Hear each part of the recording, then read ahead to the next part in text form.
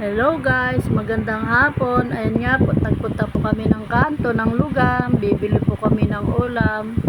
Pero inuna ko nga po yung pagbili ng buko kasi medyo inuhaw po kami sa nilakad po namin kasi medyo lumalayo-layo din po. Yung bago kami makapunta dito sa kanto ng Lugam. At ayan nga po, bumili na po muna kami ng buko para po makainom kami kasi medyo inuhaw po kami guys. Ayan, tingnan nyo, 3 buko po yung nabili ko. Tig-isa po kami ng apo ko. Yung isa po, iuwi ko po sa bahay. Ayan nga po. Ito nga po, nandito na po kami sa bilihan ng ulam guys. Tinignan ko rin po yung manok kung magkano ang kilo. Sabi po 200 daw.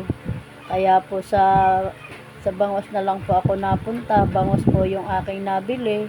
At 150 naman daw po ang kilo. Ayan nga po, pumili na po ako ng medyo maganda, malaki.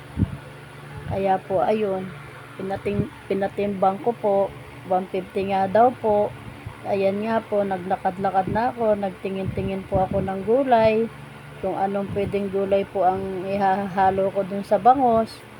Pero ang naisip ko pong ulam na gawing luto, paksiw na lang. Ayan nga po, kumuha po ako ng okra po at saka talong, ampalaya. Kumuha na rin po ako ng siling panigang na kulay berde, saka po luya. Ayan po, pinatimbang ko na rin po kay ate, pero nilibre po ako ni ate sa ampalaya. Kaya po salamat ate sa palibre ng ampalaya. Shout out sa'yo. Ayan nga po, thank you po ng marami. Ayan po, medyo namili na rin po ako kasi libre naman po yung ampalaya. Kaya po namili na po ako ng medyo malaki. Ayan po, inabot ko na po siya kay ate. Tinimbang na po lahat niya. Ayan na nga. At ito po, nakausap din po ako ni ate na isa na bumibili din po ng gulay. Shout out sa'yo ate, hindi man kita kilala pero shout out po sa'yo na nagpapabati sa akin. Shout out ko daw po siya, hindi ko man po alam ang kanyang pangalan kasi ang palaya din po yung binili niya. Sabi niya nga po, parehas daw po siguro kami ng ulam, kaya po nagpa-shout out po sa akin. At ayan nga po, ako po yung nagbayad na kay ate ng akin pong pinamiling ulam. Kaya po ayan, kinuhanan niya po dun sa tindera niya yung nabili kong bangos kung magkano. Sabi po ay ano daw po ako, 185. Pero pinadagdagan niya po ako ng isang talong. Kaya po shout out sa iyo ate sa paglibre mo sa akin sa isang talong. Saka sa isang ampalaya. Ayan nga po, nakita po ako ng aking kaibigan at ako po ay binatit. Napakataba ko raw. Sabi ko, hiyang lang po sa hirap siguro. Kaya po ako lumaki ng ganito, sabi ko dun. Ito nga po, pinas-forward ko na po. Hindi ko na po binidyohan yung pagkakalinis. Kasi wala po kaming kutsilyo, pinalinis ko lang po sa iba guys. May piso.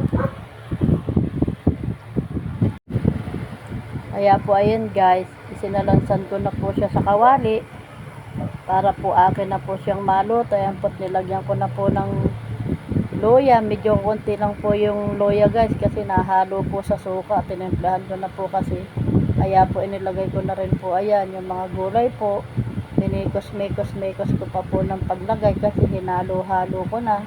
Pinagsabay-sabay ko na para po isang kuluan na lang. At ayan nga po, nilagyan, may kasama na po rin siyang sili. O tingnan nyo guys, napakasarap po ng paksiw pagka po kumplito sa gulay. O tingnan nyo, ayan, mayroon po siyang 3 sili.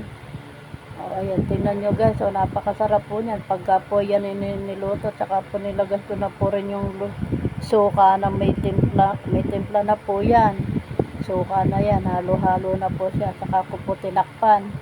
Password nga po uli, babalikan ko na lang po uli siya mamaya-mayang konti para po makita ko naman kung siya po'y maluluto na. Ayan nga po, tinignan ko na kung siya maluluto. At nakalimutan ko nga rin po pala yung pamintang buo na lagyan. Pampadagdag din po kasing lasa yan guys. Kaya po tinakpan ko po uli para po hinayaan nga namin kumulo-kulo pa. Kaya po fast forward na nga po uli. Ayan po, lalagyan ko na po siya ng Nalagyan ko na po siya ng mantika kasi po kumukulo na. Ayan po kasing mantika, masarap po talaga lagyan po ng paksiw yung mantika. Kaya po ayan, binuhos-buhosan ko na po ng mantika. Tingnan nyo guys, so kulong-kulo na siya. Ayan nga po guys, malapit na po siyang maluto. Salamat guys sa panonood.